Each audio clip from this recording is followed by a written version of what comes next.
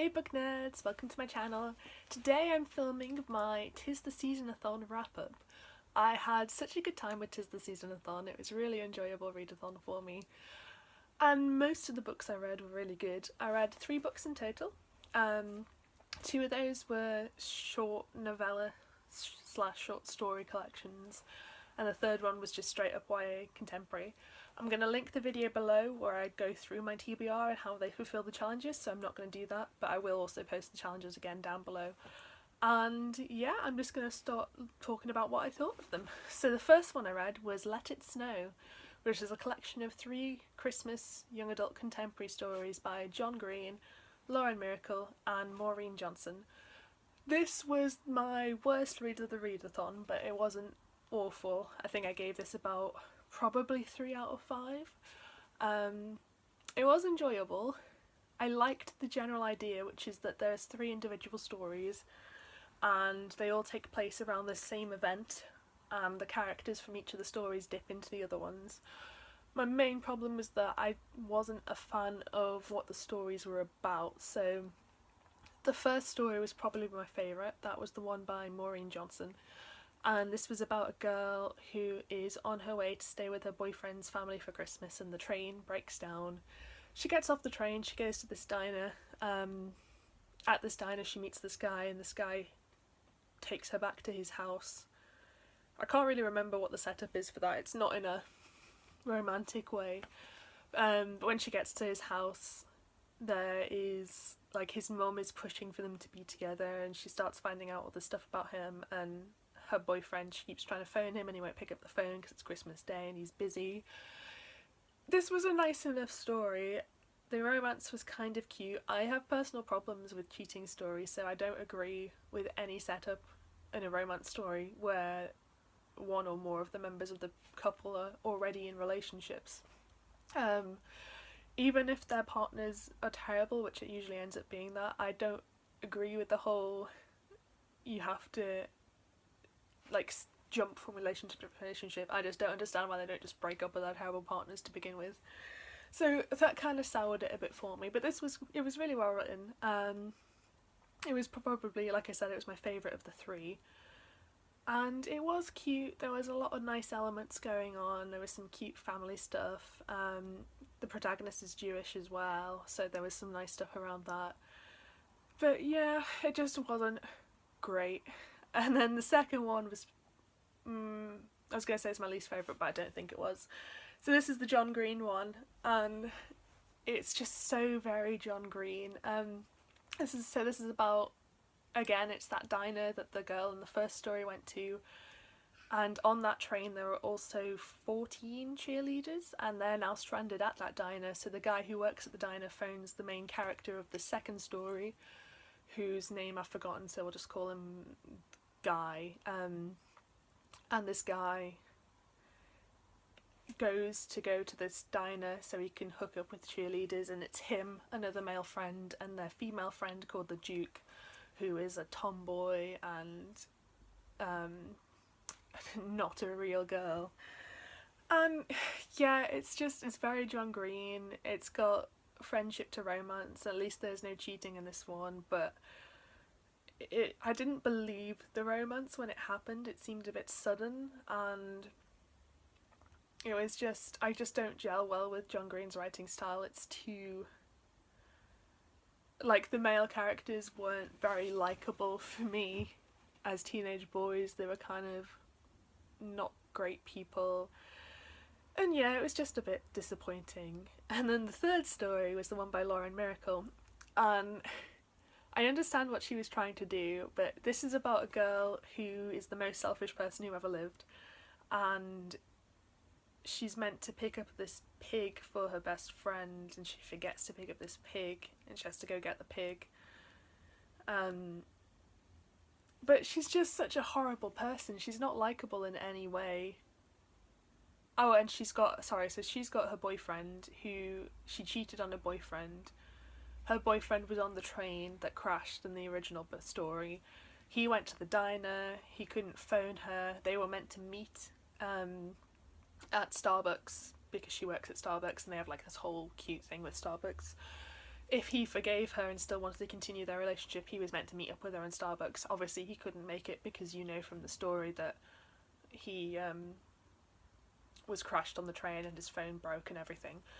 But she assumes that he hates her and just has this spiral. Like, she makes her friends come over on Christmas Day to listen to her whine, but she's not even that upset about it. And yeah, she's just a horrible, horrible person. And literally the change of heart moment, which it's not a spoiler because you know obviously in a story like this there's going to be a change of heart. It's just happens. There's not an explanation for it. There's nothing really that triggers it. She just suddenly changes as a person for no good reason. And I did not support the romance in this at all. I did not think that... I didn't want the character to end up being happy, really, because she hadn't grown enough for me as a person, really, to warrant it. So yeah, that was disappointing. It was the last story as well in the thing, so it left on a bit of a sour taste. But no, overall, I still give it 3 out of 5 stars. It was still enjoyable. It's got a lot of good holiday vibes in it, and if you like John Green's writing, for example, you'll probably like a lot of these stories a lot more than I did. Thankfully, the next book I read was absolutely amazing, and it's Snow in Love. It was the group book read. This has 4 novellas / short stories by various authors, and I pretty much adored every single one of them. I think I would give this... I'm going to give it 4 out of 5. I'm tempted to bump it up, but I think that's just the holiday spirit and I don't want to hype it too much, but I did really enjoy this. So the first story in this one is by Kasie West, and it's about a girl who she's been in Italy studying singing abroad, and she has a meltdown and comes home at Christmas when she's not meant to because she can't handle the stress. The plane gets stranded because of the snow. She meets a guy she went to high school with and they go on a road trip to get home together. There's him and his sister and his friend. Oh, this was absolutely adorable. I loved every second of it. It's got this really cute idea where he's buying presents for this crush he's had for years and years, and you know, as a reader you're pretty much guessing that it's her. It's just adorable. It was really nice. It ended well. I loved it. It was really cute. The story was by Aimee Friedman. This spoke to my heart a little bit because it was about a girl working in retail at Christmas, which I am a girl working in retail at Christmas. It's awful. I hate it. She gets a job as a department store elf to impress this guy that she's got a crush on. He owns he's the son of the guy who owns the department store. And she works with these other guys and this girl, and it was a nice story. I liked it less than the first one, but it wasn't my least favourite of the collection.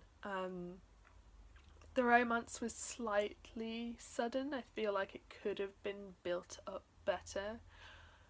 But yeah, it was a cute story. It's very holiday themed. Again, the character in this one's Jewish, so there's some nice stuff about that. And yeah, it was a cute little story. The third one, sadly, was my least favourite, and this was by Melissa de la Cruz. This is just The Gift of the Magi. I don't know if that's how you pronounce it, but it's a famous Christmas story concept where these two people buy gifts for each other, but they end up selling the thing that they love the most to buy the gift for the other person, but the gift is related to the thing that they sold. And there was just nothing new added to this at all. I wasn't a fan of the writing style either. There was some weird moments in terms of how characters were described and stuff, but yeah, it just didn't add anything new to the concept. I guess if you've never heard of the Gift of the Magi stories or read any of them, then it would be a lot better for you, but I mean, I only read them for like the first time last year or heard what it actually was, and I was still bored throughout the story, unfortunately. But the next one was great. The next one I think might be my favourite, and this is by Nick Stone. This is about a girl who I believe, I don't know if they're stranded in the airport or they're just waiting for their plane, but she's texting her best friend, and some of the stories told through the texts, a lot of the stories told through texts actually, but there is proper story in there, like proper prose in there as well. And this is about a girl who sees this girl she used to be best friends with in the airport, and the reason their friendship ended was because the main character realised she was a lesbian and she was having feelings for that friend, and she was scared she was going to scare that friend off, so she just kind of backed off, and they haven't spoken in years. And then they go on this cute little scavenger hunt where they're going to meet up and talk, but she's got to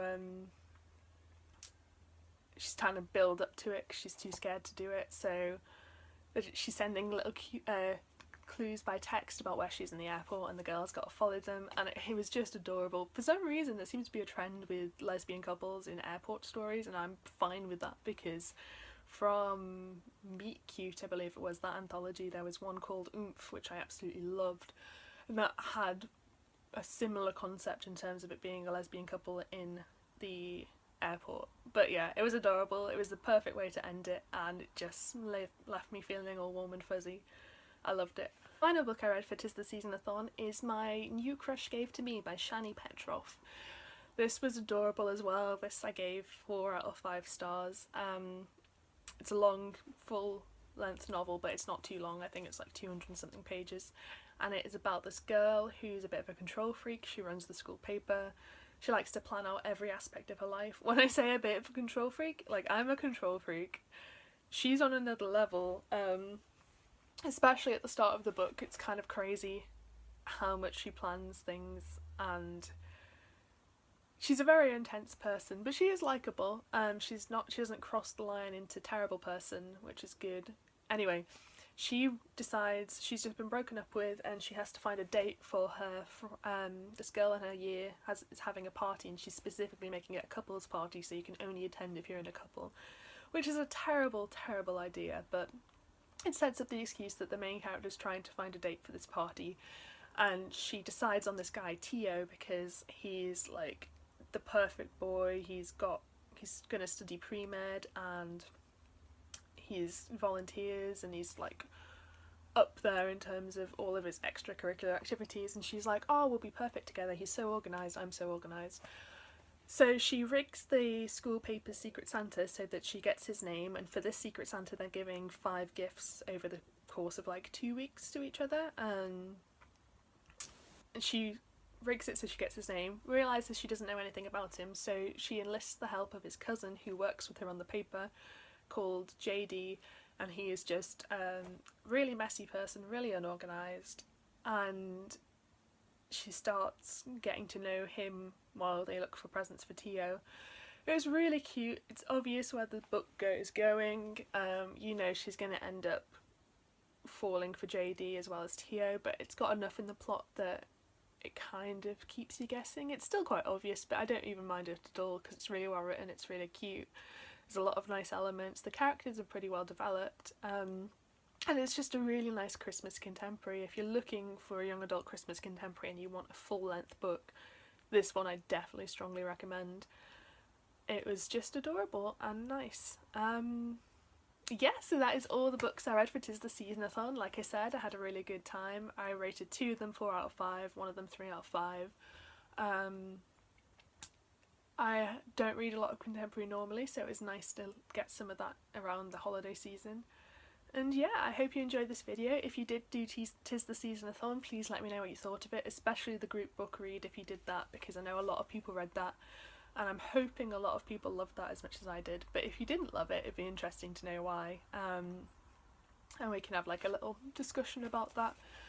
And yeah, if you did like the video, please give me a thumbs up, it helps me out massively, and I hope to see you next time.